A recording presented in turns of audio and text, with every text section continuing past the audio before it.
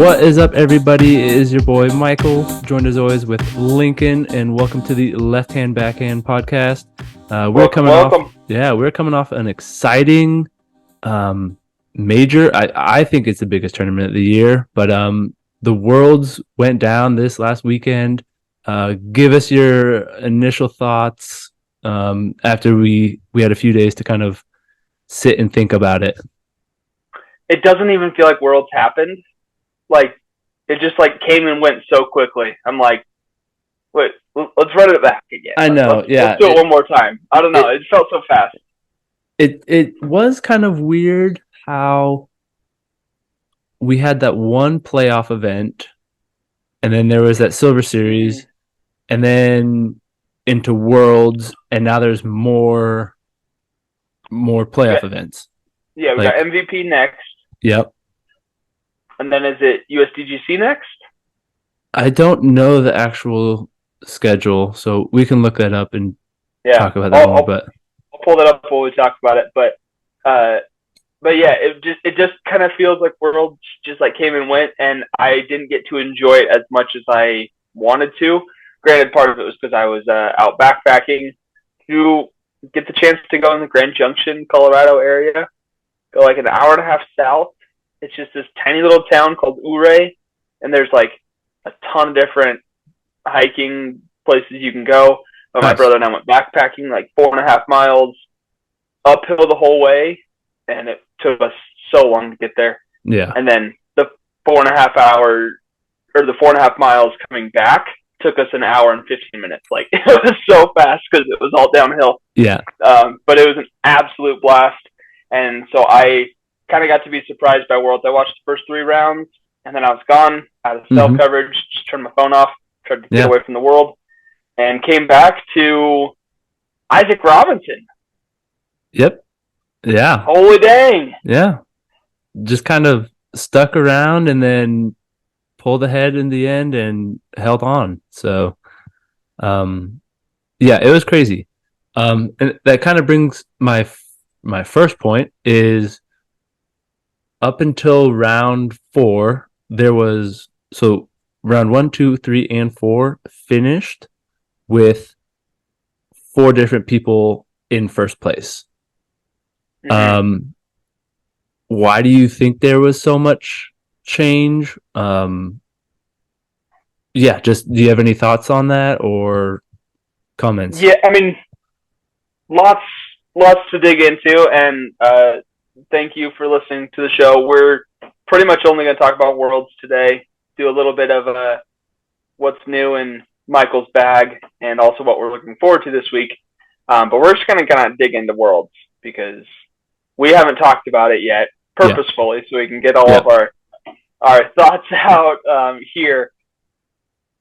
Do we want to go over results first, or do we want to talk about it? I think they'll come out organically. I mean, we already said who won for MPO.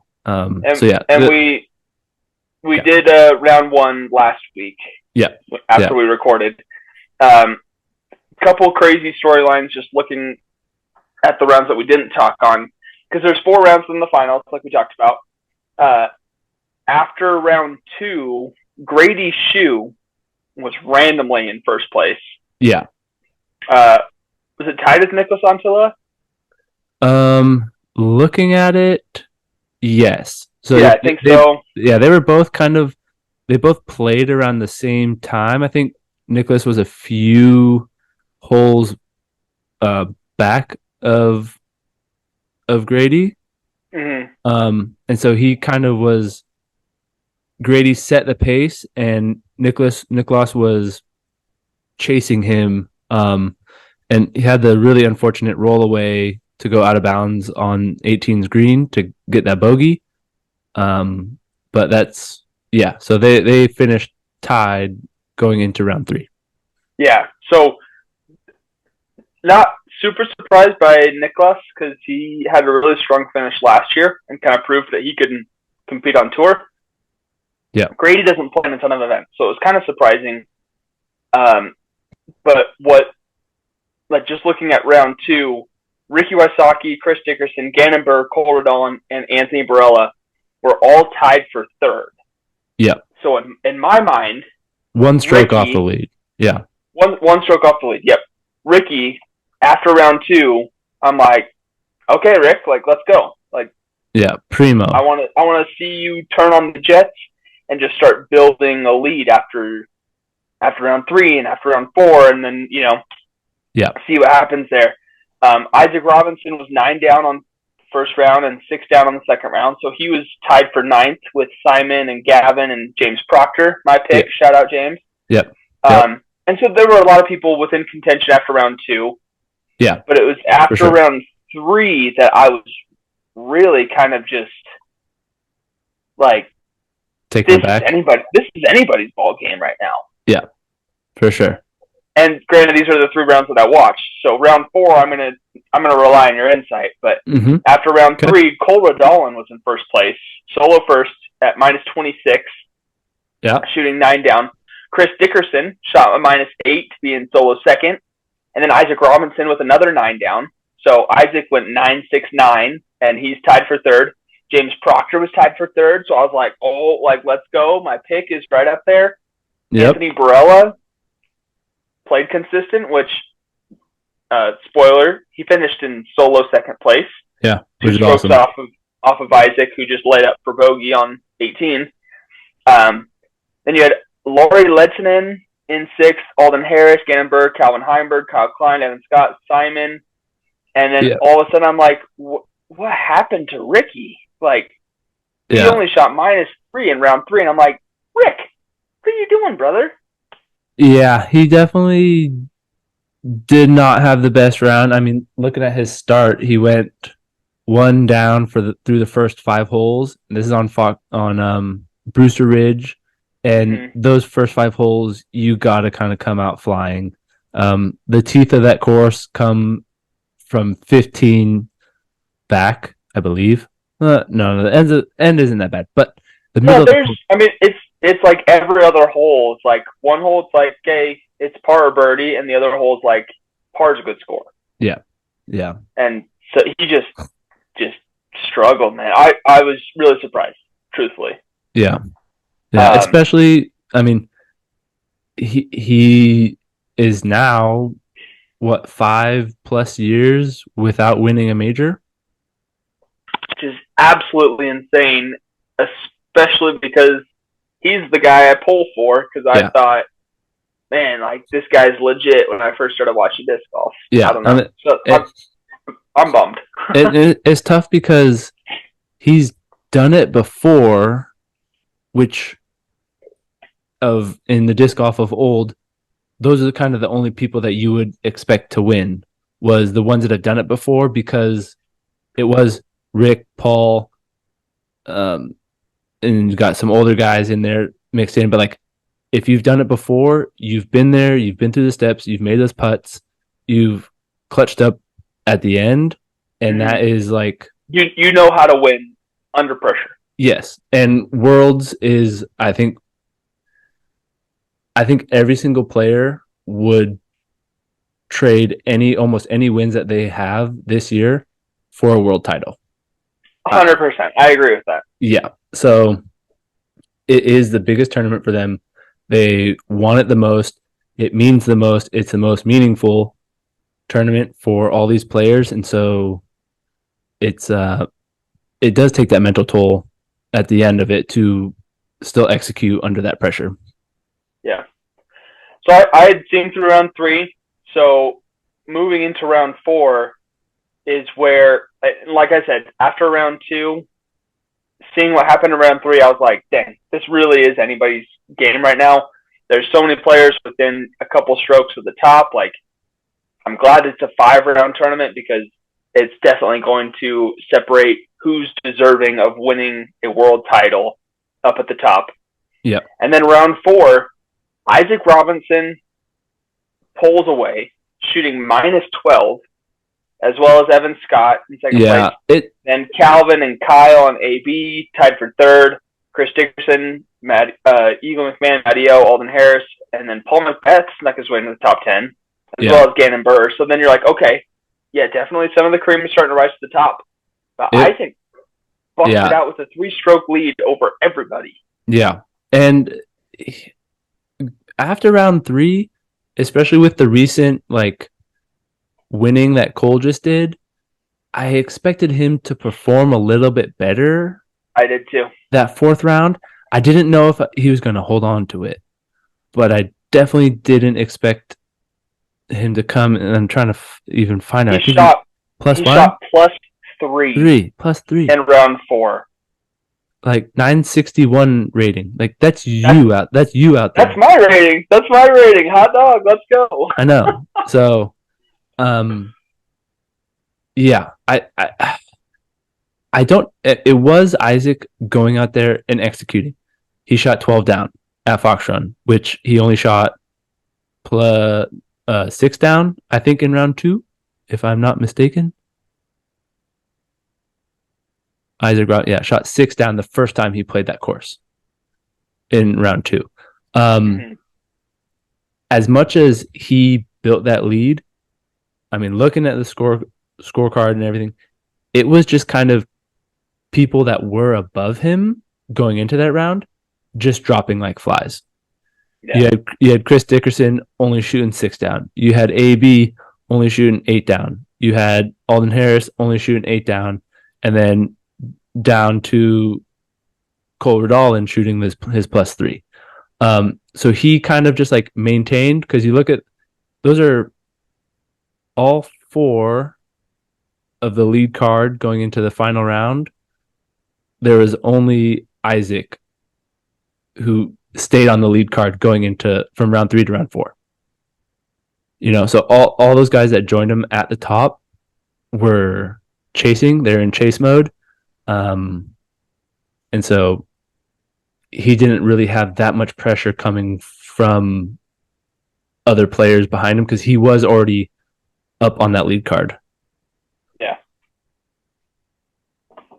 Yeah. I mean, like you said, it's just surprising to see from what you saw, because this was at Smuggler's Notch, this Yeah. fourth round. Yeah. Calvin shot minus 11. Kyle shot minus 11, putting them on lead card. So for them moving into the final round, like, what were you thinking? Like, obviously, Isaac's probably the favorite Yeah. moving into that final round because he has a 3-stroke lead and he just shot minus 12 on the same course, Mm-hmm. right?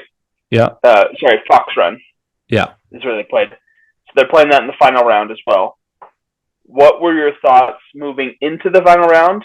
Was it like, other than Isaac being favorite? Did you have any like predictions, expectations? What were you thinking? I mean, I kind of texted you earlier. I thought going into the tournament, I think it was after round one, that someone from the chase card was going to win.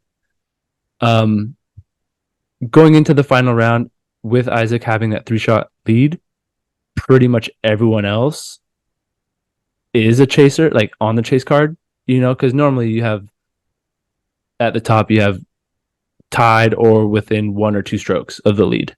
But there was no one within 3 strokes. So I thought everyone else was just going to be able to come out, play kind of loose and attack. But we've seen Isaac just being the cold killer that he is at Champions Cup, like just absolutely go out there and put on a clinic, and just maintain his momentum through the whole round, that final round. Yeah.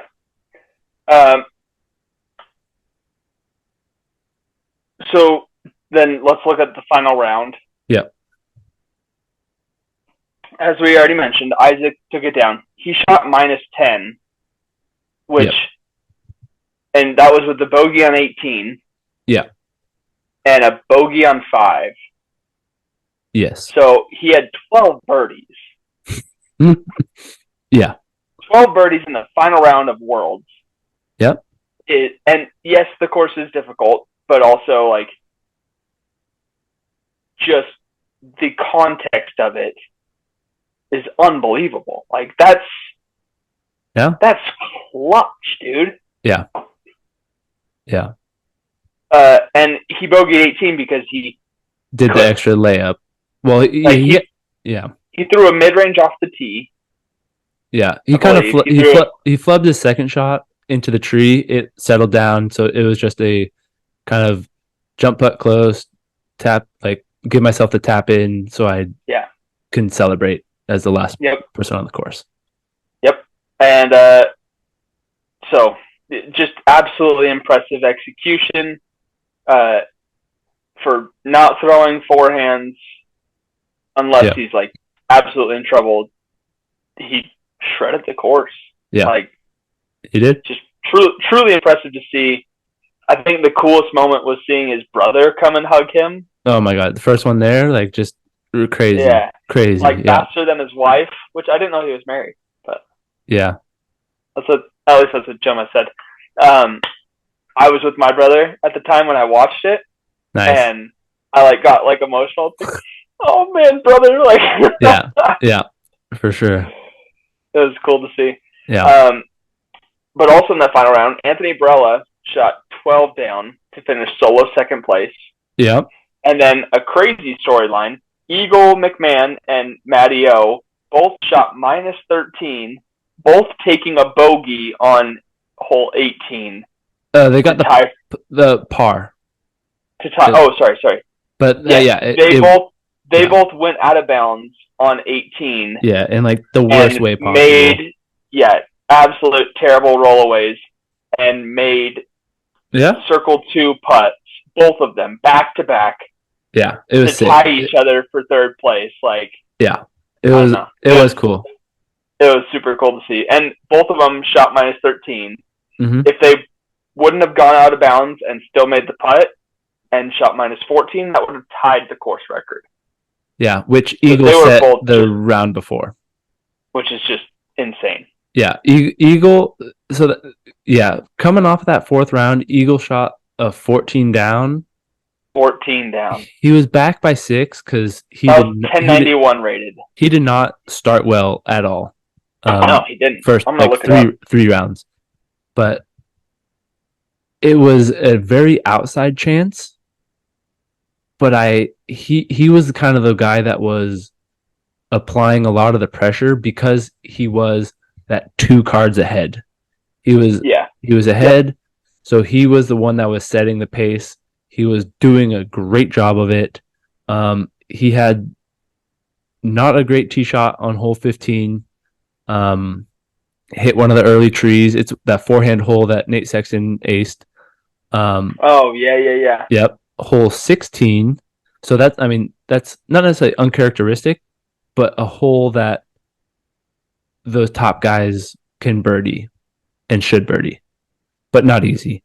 Hole 16, long tunnel shot through the trees. Then you have like a little creek in the middle, and then you wide open shot into the opening where Mm-hmm.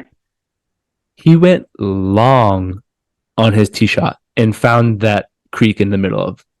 And most people are like not even getting close, hitting early trees, getting weird skips, and having to just like lay up on their second shot. Homeboy almost made it to the landing zone on his second shot in one. So like Insane. he ended up getting a par, but so he with an out of bounds stroke. So he basically birdied that one, and then the unfortunate roll away on 18. So like those are 3 strokes that he could have easily had on the last 4 holes. Yeah. But Yeah. yeah, he did. Absolutely insane. Like he shot -4 the first round, -5 the second round, which both are, if you want to win worlds, you can't be doing that. No. Right? You have to be closer to the double digits, especially of course like in Smuggler's Notch. Yeah. Where those are scoreable courses for sure. You got to be in at minimum the 6 to start, right? You got to go 6, 8, 10 range, especially the first 3 rounds. So he just put himself behind. He still only finished 3 strokes off of first place. Just by finishing the 2 rounds at 14 and 13. Yeah. So I guarantee you he's kicking himself saying, if I just would have shot 8 under that first round instead of 4, I would have won worlds. Like, you know what I mean? It's Like, not even the first 3 rounds. If you just shoot one stroke better, you're tied. it's utterly insane to think about. Like Yeah, the which the miss, everyone the can say that, of course. everyone can, yes, but Yeah, if you just think about like his a missed chances. putt in round one, a missed putt in round two, and a missed putt in round three, Yeah. or say he got an unlucky roll away or something like that, or a disc was barely out of bounds instead of Yep. being on the line. Like just those tiny differences, that's golf, right? Yeah. That all the attention to detail, it's the little things that matter. Every stroke counts. Mm-hmm. And Isaac Robinson played not perfect golf, He just but plays so. he played clean, consistent golf, made putt after putt after putt. Yep. He put the disc in play. He wasn't taking a lot of OB strokes. Yeah. And watching his form, I realized that the thing that he like his game is based on changing the disc and not his form. Yep. He throws every disc the exact same way, and he trusts the disc to do the thing. And it's like I don't know of a single player on tour that trusts their bag more than him. And can you think of anybody else that trusts their bag as much or more than him? No, not that is putting that like consistency in their throwing. Only one that like just briefly popped to mind is James Proctor. I feel like I don't see his throw change often. He does change the angles, but Yeah, it still looks like it looks the same. Yeah, no, I think that's a great comparison as well. Shout out to James Proctor, who finished in 10th place with a -13 in that final round. So yeah, came out hot or finished hot. I mean, my dark horse pick was within contention after multiple rounds and didn't have a great round four, but or was it round three or round four? I can't remember now. I think it was round 3. He was close. Oh, round four, he shot -2, so he kind of put himself out of position by shooting -2. Yeah. Chris Dickerson finished in 9th place. Kyle Klein, Alden Harrison, Gannon Burr all tied for 6th, and Calvin Heimberg in solo 5th. Yep. Yeah. So Ricky Wysocki did finish in 12th, and Simon Lizotte in 11th. So for Ricky playing not great for multiple rounds, obviously he was 9 strokes off of the lead, but Ricky finished in 12th. Paul Macbeth finished in 13th, as well as and Ezra Robinson finished in 15th. Sorry. Yeah. Yeah, I don't know. Exciting finish. It was good. I can't say I was surprised after seeing what happened or the results after round 4 and seeing it before round 5. Yeah. I can't say I was surprised to see Isaac win, but I did not pick him. Like in my thought process, like he's in the top 10 to me, not the top 3 that I thought would actually win Worlds, just based on the courses alone. Because I thought, there's a lot of forehand holes that just it sets up to a player with a very mixed and well-rounded game. Yeah, well balanced. Yeah.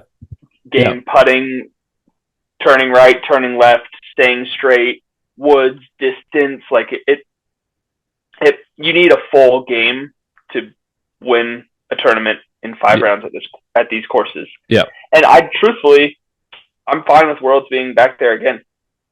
Yeah. I thought it was good. I mean, it has history, it has nostalgia. Yeah. I look at the scores and it's not like it was a birdie fest, but there's just something like I want it to be a little bit more of a struggle, especially on Fox Run. Like, so that's like Brewster Ridge had almost like too much flukiness with the trees that are in the fairways. And it's like, this is a really good shot and it hits a tree. And then someone else can like kind of early release or pull it and you go around the tree and find like a back door. And like Yeah. I just when trees are right in the middle of where you're trying to go, I'm not the biggest fan, which is like what I really like about like Champions Cup is like they have lots of trees, but the fairway is very clearly defined. And like we don't need huge fairways, but I want a very clearly defined one so that a good shot gets rewarded and doesn't get punished, and bad shots will get punished and not just like get fluky and lucky. Yeah. No, I agree with that sentiment. I think they potentially could tighten some of the OB on Fox run. Fox Run Yeah. in the future moving forward. And also, I think there's probably like 10 trees that need to be removed out of the fairways on, uh, Brewster. shoot, what's the other one? Brewster. Yeah. Yeah. So, Yeah. like, I see what you're saying. And like a couple of those, it's like, yeah, that tree is jutting out. And if that's the center of the fairway, that tree should not be there. Like, Yeah. I think that they could just do a few things to make it a world's course again. But also, that's kind of what I love about the sport is that we are constantly, we're nitpicking things to make it better, and then all of a sudden we think that you're like, okay, great, this is better. Yeah. Now we're ready. Nope, actually, there's something else that needs to change. Yeah. And I think that as long as we're comfortable with change still occurring each and every year, then I'm good with that. But I love the courses. I'm also excited for next year though. In Yes. Lynchburg, Virginia. Yeah. And like that course, foundation. how it is laid up, because I've watched Hunter's trying to break 68 series, which is like awesome, by the way. I love that. Yeah. But that course, one, I think Isaac is gonna just absolutely dominate it. Like he might go back to back. He is the favorite already. Yes. Yes. 100%.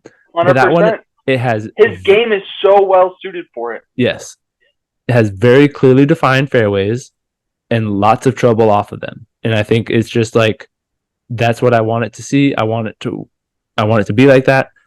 For me, like what I envision for Worlds is good scores being 6, 7, or 8 down. And that's what a lot of the top guys are getting. But with the potential to like reach 10 and like 11 down is kind of unheard of. So like when Eagle and James went 14, 13, like I don't having the bar just a lowered little bit. Just a little bit. I think that this new London course will absolutely provide that. I think so too. It can. There's a couple holes I don't like on the course that I think are fluky. Yes. There's one par 4 one where like he always just there's like no fair. I can't tell where he's throwing. No, yeah, I can never see it. It's just like don't hit a tree. Yeah, the first few holes though, I can literally picture in my head because we've watched so many videos of there. Yeah. Also, I think it's hole 2. That should be a par 5. It is no. No, it's par 4. 960 feet, par 4. Oh. That should be a par 5. They should just extend it another 100 feet, call it par 5. Like that hole's stupid. But because then they have that one par 5 that is like you throw a putter off the tee and then you turn the corner and you still have 900 feet to throw a disc dead straight. Yeah, but I like that. I think that's fine because you can bite off more if you want, or you can play for the layup. Whereas to go 900 feet in 2 shots through a very tight, not very tight, but like it's very skippy. So if you don't land a mid range or something like that, like any driver is going to skip. Yeah. So I don't know. For sure. We're getting distracted, but cool to see. It's okay. Worlds, awesome to have it happen. Presented by LL Bean. So it's kind of fun to see a big name sponsor come through. Yeah. They did a good job incorporating a lot of their signs. I want to say LL advertisements. Bean is from Maine. Probably. So they're close by. Mm-hmm. Yeah. But still cool to see a big name brand take Yeah. hold of the sponsorship.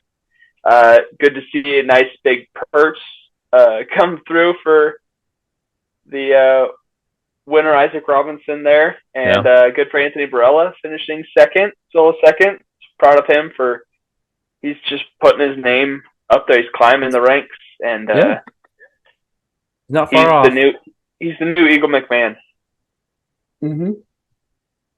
So it's cool. Which is hard to say when FPO, Eagle is only what 26, but yeah.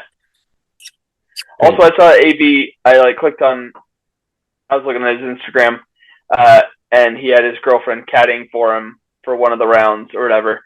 And I clicked on her profile, and she's like some like Arizonan Yep. model or something like that. And I was like, I guess I'm not that surprised. Like AB is like 6'6", Yeah. and He goes. I think they young went to gun college from together. AZ. Yeah. Yeah, Yeah. So yeah. it makes I was sense. like, oh, okay, nice. We don't see that often on disc golf, so No. Yeah. that's the only reason why I brought it up.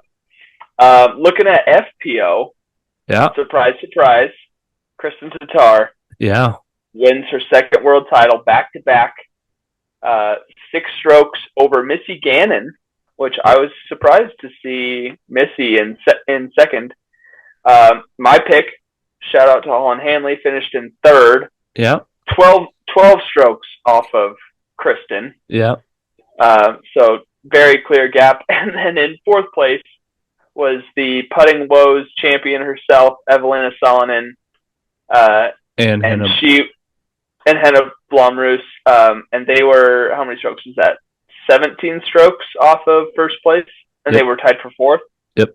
So really, the fact that Missy was close is dang impressive. And she made it a lot one closer than one this. stroke off after It wasn't. through hole 17 after round 4, right? Yes. Yeah. So it was very, very close through the end of round 4. Um, yeah. Kristen never pulled away really, and Missy just kept chipping away, chipping away. She put together a really good stretch in round 4, hole 8 through 17. Had a 1, 2, 3, 4, 6 birdies out of 9 holes. So great job. Mm-hmm. And then, so she was 1 or 2 strokes back going to hole 18. And then threw out of bounds, not the best upshot, missed a putt, and then tap out for double bogey to extend the lead back out to 4. And after that, it was kind of like all the wind out of the sail fell off. The train is off the railroad tracks. Like, you're not going to catch Kristen when she has that type of lead. But if you're only down by 1 or 2, you can apply some pressure. And she was that round for sure. Yeah. And the unfortunate part is that she was the only one applying pressure. Yeah. I would love to see somebody else somewhat close to there. And then their cut was after round 4, and they only had 6 people or 36 people finish the final round. Yeah. Which was kind of surprising for me to see such a small group in that finals. And the last place, or 36th place, shot plus 31. So just absolute ridiculous difference between Kristen Tatar and the rest of the field. Yeah. Yeah. I mean, nothing's new. No. Yeah. It's just really exciting that Missy made it close. Because without her there, it's a 12-shot runaway. Missy played really well. Just kind of a little bit too late. Not a little too late, but kind of that final round she didn't do great on. Yeah. It wasn't.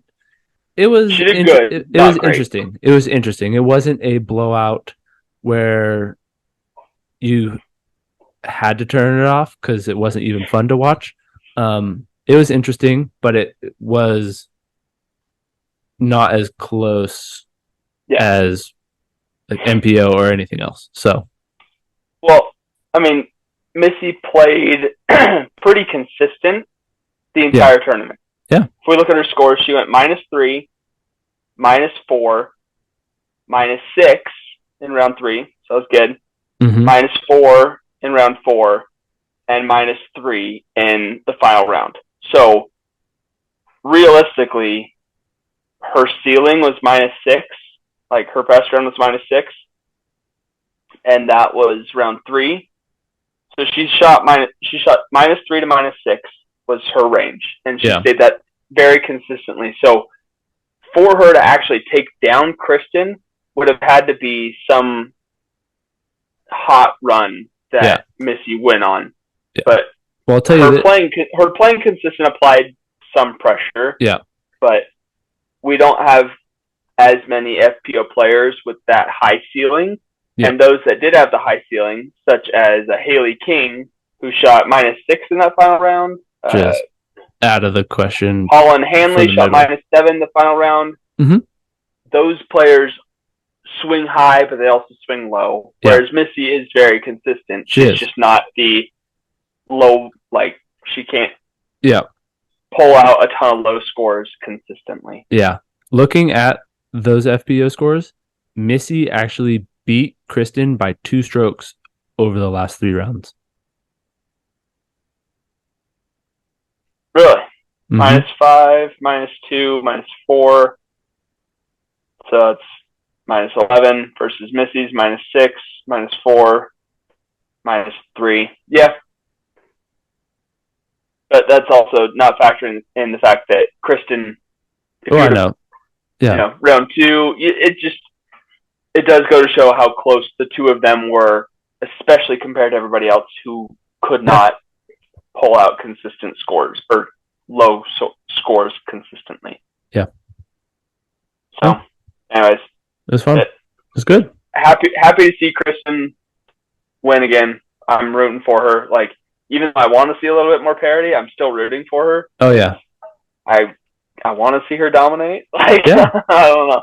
All I don't know if day. that's It it's like it kind of strange, but we heard. talk about wanting to see parity, but yet we still root for her. I don't know. No, I'm like her dominant streak that is going on for the last 2 years now is only going to make the FPO division in the future so much better. If Mm-hmm.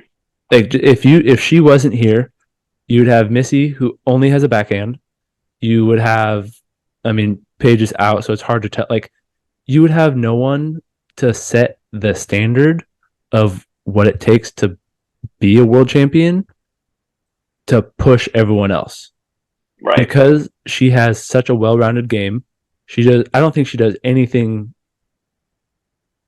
better than anyone else, but she does all of it at a high level and consistently. Um, Yep. she's gonna make people have to get a better backhand, have to get a better forehand, have to make 80+% C1X putts, Right. have to make 15-20% C2 putts. And it's only going to be better for the game, for their division, for sure. So we're not seeing it now, but 3-4 years down the line, you're going to see a slew of players that have that kind of complete package, and they're just going to burst onto the scene and are immediately going to start taking over leaderboards with their play. Enough said. Yeah. No, that was Worlds. Well, that was Worlds. Next, we do have MVP, not this upcoming weekend, but the weekend after. Cool. And then it is the USDGC, and then the Tour Championships. So cool. Okay. we know that Paul Macbeth is only playing in USDGC, or is he done? I think he's done. Okay. Yeah. There's somebody else who's only playing in USDGC, Okay. and Uh, Okay. oh no, that's yeah, Drew Gibson. He's playing USDGC, which is actually kind of a decent little transition because Okay. Drew Gibson, I sent you his video this afternoon. Mm-hmm. Bunch of new finish line discs coming out, which is exciting. Yeah. Yeah. I mean, nothing crazy. He's got a straight to neutral fairway driver, an overstable fairway driver, a Halo Destroyer type distance driver, and then he compares it to like a Star Wraith distance driver. Mm. So 4 new molds that just came out, as well as his Buzz mid-range copycat, the Supra, Yeah. and the Era, and then he's got his deal with EV7. So Yeah. I don't expect putters for a minute, but He does have a putter, I thought. I can't remember. I have to I know. dig it up. I But don't know I on top of my head. just But he watched does that have one. video today and Yeah. saw that he's got 4 new discs in his bag that are finish line discs that he's created. Yeah. So shout out Well, to Kyle Harrigan, who's on our pod a little yeah. bit ago, who's sponsored by Finish Line. So Mm-hmm. way to go Yeah. there. But that transitions us into what's new in your bag, Mr. Harris. Yeah. So I went to my disc golf store that's close to me, which is 40 minutes away. And I was just thinking of how I want to set up my bag. And I've had a little bit of so I've been putting with the cash recently, and I like it. It feels good. It works.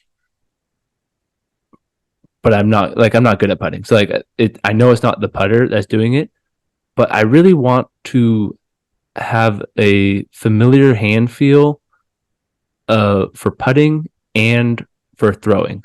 So I wanted to get a straight putter and so I want 2 baseline putters, and then I want a premium plastic in that same mold to be my straight, neutral, maybe slightly understable, like counterpart to go with my putter. And then I'll have more stable versions of different molds. So I went and bought 2 putters. The first one, I already have the throwing putter of it, but I got some baseline inner cores. So some nice flat top boys. Yeah, what do you think of the feel? I mean, I know you felt mine at USAMs, and you've thrown the inner core for a while now. How do you like to feel the plastic and of the actual mold itself for putting it? Do you feel like it's too shallow? It's not too where are you shallow. at? It's not too shallow. I think it feels really good for putting. I like it. The plastic kind of feels like really old like Innova made D line, where it's a little slick. So like I gotta like kind of roughen it up a little bit, hit some more cages, have it land in the dirt to kind of like get that new disc sheen off of it to really get like, or just like put my oils into it, like just grabbing a disc. You gotta work it in. But I do like it. It's a good depth. Very straight, but I love the throwing putter of it. I've been getting along great with it. I can hit it flat. I can give it hyzer and it'll kind of swing out at the end. I can throw it on any, like it just holds every single line that you put it on. Which is just great. Like I want that as my workable throwing putter. Yeah. Well, I'm excited to hear how that goes, but I also know you have a competitor to that slot. Yeah. So after watching Kristen just absolutely womp on everyone, I've felt this putter a few times before, but I went and got the zero medium pures. I wanted to get those zero medium, the glow in the dark ones, the white ones that she uses, because they're so dope. They're cool. They didn't have any at the store, but got those. And I just thought it's really easy to find an opto gold line throwing pure. And with her win at the European Open or Yeah, European Championships that she just won, yeah, she's got a new gold line. Uh, orbit, no, what is it? orbit. Orbit Yeah, Pure, and those things look beautiful. yeah, I was gonna say nasty, but yeah, they look nasty, nice. I don't yeah, know. yeah. So I just think it's a good and if I'm wanting to if the gold or orbit are is not quite stable enough, I can go find an Opto X type of thing to be a little bit more stable. But I'm sure any of those will be fine. But I think it would be fun to putt and throw the same mold just to feel comfortable with it. Yep. Well, I can testify to that theory because my bag, I'm putting with the links again, and so I've Yeah, got my links, and then I've got a premium plastic link, which the link is a straight putter with a fade at the end of it. Like that's yeah, just kind of what it naturally is. So it's not your straight to understable like you're kind of looking for right now, yeah, yeah. but just the idea of it. So I've got brand new link, I've got a beat in link, I've got a very beat up link, and then I've got a premium link. And this is my very beat up one. And Isaac Robinson has inspired me to keep throwing this guy more and more and more because he has His PA3 that soft just like PA3 that he just throws on the same angle as he throws everything else, and he's got one that just kind of goes straight with a little turn to it. He's got another one that turns more and just kind of flattens out. And so I'm like, that's it just makes sense. so admirable, and I want to have a baseline link that's beat in more and just keeps turning and turning, so I can just keep cycling links like I've always been doing. But I just get too bored and I just want to play with new ones because they're all fun. So I've I got know. a bunch in the same stage of wear. Yeah, But I've got this one that's beat up, and that's going to be kind of my understable one. But then I also still have my inner course too. So I'm kind of still finalizing or trying to nail down what exactly I want to bag for states coming up here soon. But I love the idea of having a throwing putter that's same hand feel as your putting putter because it adds a little bit of extra confidence knowing, you know what, I putt with this. This is what's in my hand, and it kind mm-hmm. of takes away a little bit of choice. So it makes it so it's like, yeah, okay, I need to throw a putter. Great, I'm just gonna throw my putter Yeah, because yeah, you just have a putter, right? yeah, You don't have a your putting putter and then your slew of throwing putters. You yeah. kind of just are able. I mean, we're mold minimalists at heart, even though we are obsessed with discs and love to Always. build and throw and test new ones. But Yeah, when it comes to actually building a proper bag, I think having a throwing putter that has a consistent feel and a slightly more stable flight or less stable flight to what you're used to just makes sense. it does. Yeah, it's fun. It is fun to try new things. So I think trying the inner core for putting and going and trying the pure again. It's been a long time since I've tried one, but it'll be fun to try something new and maybe it'll spark some actually good putting in me. Hey, we any excuse to find a better putting stroke is Yeah, always okay. yeah, I need it. So, um, so I got two more. I'll save that one for last. Um, we had Micah on. He raved about the Emperor. I wanted to Mm. give it a try, and so I got this Garrett Girthy. It's not swirly on the top, which is disappointing, but the bottom looks kind of Oh sick. my, nasty! Yeah, so there's a nice, Wow. pretty domey. I wouldn't say it's Yeah, top top, but that's a good amount of dome though. Like that's what you want. yeah, like I don't know if you can hear it. No, you can't hear that, but Mm-mm. there. It doesn't have a deep heartbeat, but it has enough dome. Went through it 2 days ago. I don't know. It is not as overstable as I expected, but I'm like pleasantly surprised with like right out of the box. It is a I was inspired by Isaac, so I was throwing the like really flat and like ripped over as hard as you could, but not like Annie, just hard and flat.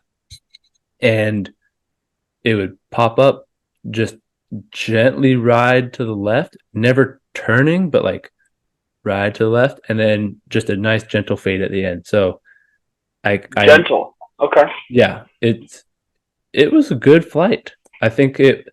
I would That's equate dope. it. Did it go far? Yeah, went far. Good. Not any farther than any other of my discs that I have, but it went far. Sure. I equate it to. So I've been really loving my G Star destroyers, and it's Mhm. just like that, where it's like That's awesome. it doesn't like flip up, but if you throw it flat, you can get it to turn, and then that three stability at the end will actually kick in and keep you right back to your center. So That's sweet. it was good. It was good. Um, and then You also last, did get another infinite disc. I Did did. you want to talk about that? Oh, the Exodus. The Exodus. Yeah. How Yeah. do you like the Exodus? I only threw it twice. I went to the soccer field and there was a bunch of people playing, so I had to throw it like diagonally across them and make sure I didn't hit any kids. Um, it was good. It's the color glow. It definitely did not have the mid-flight stability that I expected from a 7502, but at the end of the flight, it did come back pretty significantly. So like Mhm. it's not dumping, but it's not like staying straight the whole time. So it Yeah. has the integrity at the end of the flight. It's nice, feels good. How would you Um, compare it to your Explorers? um, like a beat in one, to be honest. Okay. Yeah, which is nice that like you can get something right off the shelf that you feel comfortable throwing. Um, Cool. yeah, I do like that throw where it's like hard and flat, goes straight, and then it just kind of dumps back at the end. Like there's Yep. something. You can trust that you're gonna put it out to the right of Yes, the basket, and it's gonna go straight the entire way, and then just fade down at the basket. yeah, you can aim a little bit more straight at your line than having to like swing something overstable, or if you get something more understable where you're having to flip it up and be very like precise with how it flies through the air. So like Yep. I like that. I like that a lot. Yep. Um, Totally. it kind of reminds me of the flight of this next disc, which is an ESP zone. Mm. Nice dirty yellow with a goldish green stamp on it. Super cool. And a You, white rim. it's lighter. It's lighter. It's not quite white, but like it looks cool. It looks dirty, which I love. Like I love just old dirty frisbees. Nothing better than that. Like it's got a little bit of a Little puddle. puddle to it, so this is just a really nice throw it hard. Like it's just a workable disc. You can throw it on Annie, it'll hold that turn and then fight back at the end. You can throw it on a Spike Heiser, it'll kind of hold it the whole time. Um, Compared to my two Z, I think so, zones, um, not way less stable, but it is a significant tick down, which is Yeah. exactly what It's I want. Is some noticeable. yeah, which is exactly what I want. Is one to be straighter to overstable and one to just be the meat hook, any headwind, swinging hyzers, more skip on the ground type of approach disc. So Yeah. That's awesome. yeah, I've been a long proponent of the ESP zone. Just a stock ESP zone is a beautiful thing. yeah, The Paul Macbeth 6 time yeah, zones that just came out, those are essentially just stock ESP with a special stamp on it. yeah. The Tour Series zones have a little bit more swirl and a little bit more bite to them than just a Mm-hmm. stock ESP zone. Yeah. As in the 2023 ESP zones that just came out. But again, just something about a stock ESP zone is just fantastic. I love Yeah. it. And Yeah. I'm looking at my bag. I've got my retired ESP zone, and then I've got two McBeast 6-time zones. And I'm like, I need a couple just stock ESP zones. Like Yeah. Yeah. I've been They're, wanting to pick some up, just haven't had the budget to do so. And that is something I'm very envious of, that you were able to pick up something in a discount rack. yeah. Yeah. Miss Oh, that's miss cool. misstamped, I guess, or something. Looked fine to me, but it Yeah. had the X on the bottom, so Gotcha. Yeah, you and I aren't as particular. Like we'll take the slight error in the stamp, because for you it's like 75% of the time you're gonna wipe it anyway. So precisely. So yep, I don't loses care. its value right there. But Yeah. Yeah. it's all good. Cool. Okay, what are you looking forward to this next upcoming week in disc golf? I'm gonna go off tangent and not do disc golf because Let's go. it is my son's birthday on Friday. Oh, let's Yeah, go. 1 year old, baby. he is turning 1. My mom is coming down to visit me, and we are going to be going to Disneyland on Saturday. So Okay. I got a really fun weekend ahead of me, and it doesn't involve disc golf, which doesn't And no happen very disc golf often. that you're gonna miss out on anyway. So Yeah, that works out great. yeah, yeah, Well, that should be exciting. Happy birthday, baby Harris. yeah. Um, for me, I've got a couple things I'm excited about. One, I am nursing a little bit of a shoulder injury, as in my shoulder started hurting about a month ago. I thought it was maybe just overusage, and then I woke up on it one night, and it Yeah. just was in crazy amount of pain, to the point where I couldn't do just like a simple lift without feeling it, without having to grimace through it. Hmm. So I've been taking some time off. I haven't been throwing, uh, and I need to practice because I got states coming up in 3 weekends. Yep. But I've got some new discs that finally arrived that I'm going to be testing out this week. So I Perfect. will report on that next week. So I'm excited to throw those. I'm a little anxious about the shoulder, hoping that it's not a serious thing and it's just I slept on it weird and I'll be fine. Yeah. But in case I'm not, I'm going to be taking it a little bit easier, doing a lot more stretching. So that's one thing I am focusing on this week, is just doing just general stretching, Nice. and also just kind of strengthening my shoulder. Perfect. And then the last thing I'm excited about is the NFL is back, baby. We got Chiefs playing tomorrow night, Thursday Night Football, reigning Super Bowl champions. Nice. Back. It's been a long time, Yeah. it feels like, since I Yeah. had football to watch, and I will be consuming as much of it as I can this weekend. Perfect. Yeah. Yeah. So get out there, watch the football. I Throw some think plastic. go play frisbee first, and then come back, watch the football, watch the highlights, sit on the couch as the sun starts to set and the days get a little bit shorter.